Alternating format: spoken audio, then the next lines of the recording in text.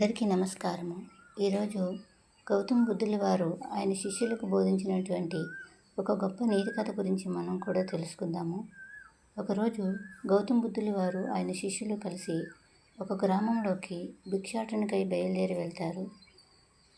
ఆ గ్రామంలోని ప్రజలందరూ ఆయనను చూడగానే ఎంతో ఆనందంగా సంతోషంగా ఆయనకి భిక్ష వేస్తారు. ఆయన కూడా ఎంతో ఆనందంగా సంతోషంగా వారి నుండి భిక్ష స్వీకరిస్తూ ముందుకు సాగుతూ ఉంటారు. భిక్ష కోసమై ఆయన ఒక ఇంటి ముందు నిలబడి ఉండగా ఆ ఇంటిలో నుంచి ఒక స్త్రీ బయటికి వచ్చి ఆయనకి భిక్ష వేయకపోగా, ఏదైనా పని చేసుకుని బ్రతకొచ్చు కదా, ఎందుకు ఇలా అందరినీ భిక్ష అడుగుతావు అని ఎంతో కోపంగా ఆయన తిడుతుంది.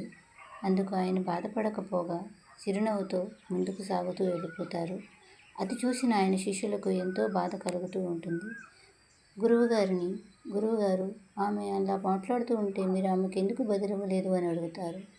అందుకు శిష్యులకు ఆయన, మీకు ఎవరైనా బహుమతి ఇస్తే అది మీరు తీసుకోకపోతే ఏమవుతుంది అని అడుగుతారు. శిష్యులు, ఆ బహుమతి వారి దగ్గరే ఉంటుంది గురువుగారు అని చెప్తారు. అలాగే నేను కూడా ఆమె పరుషవాక్యములను తీసుకోలేదు కనుక అవి కూడా ఆమె దగ్గరే ఉన్నాయి అని చెప్తారు.